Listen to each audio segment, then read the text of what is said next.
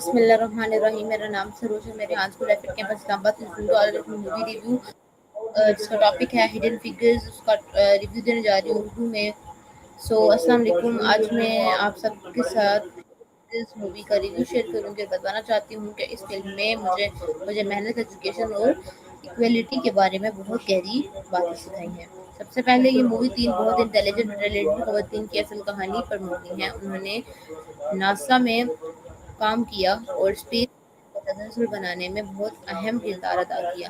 مشکل حالات اور ناانصافی کے باوجود انہوں نے اپنی محنت اور قابلیت سے اس دنیا کو دکھا دیا کہ ٹیلنٹ کسی رنگ یا جینڈر کا محتاج نہیں ہوتا.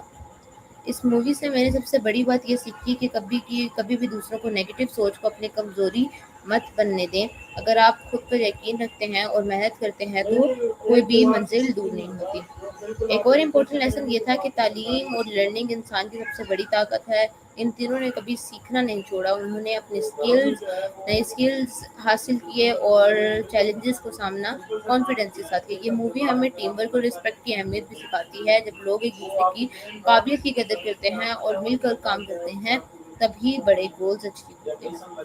اگر ایکٹنگ کی بات کریں تو تینوں ایکٹریسز نے بہت ہی زبردست پرفارمنس دی ہے. ان کی ایکٹنگ اتنی نارمل اور ایموشنل ہے کہ ہر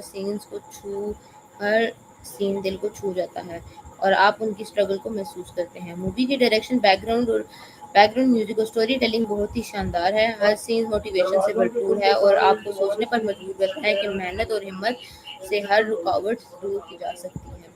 اوورآل اس مووی نے مجھے یہ سکھایا کہ اگر ہم محنت کریں، سیکھتے رہیں اور اپنے گول پہ فوکس رکھیں تو کوئی بھی چیلنج ہمارے راستے کی دیوار نہیں بن سکتا. یہ فلم ہمیں ایکویلٹی، کانفیڈنس اور ڈٹرمنیشن کی بہت خوبصورت پیغام دیتی ہے. میری طرف سے اس مووی کو 10 آؤٹ آف 10 ریٹ ملتا ہے. اگر آپ انسپائریشن ایجوکیشن مووی دیکھنا پسند کرتے ہیں تو میں دل سے ریکمینڈ کروں گی کہ آپ ہڈن فگر ضرور دیکھیں. یہ فلم آپ کو بڑے خواب دیکھنے اور انہیں محنت سے حقیقت میں بدلنے کی ہمت دے گی. Thank you so much for watching. I hope you like it. یہی تھی میری آج کی مووی ریویو.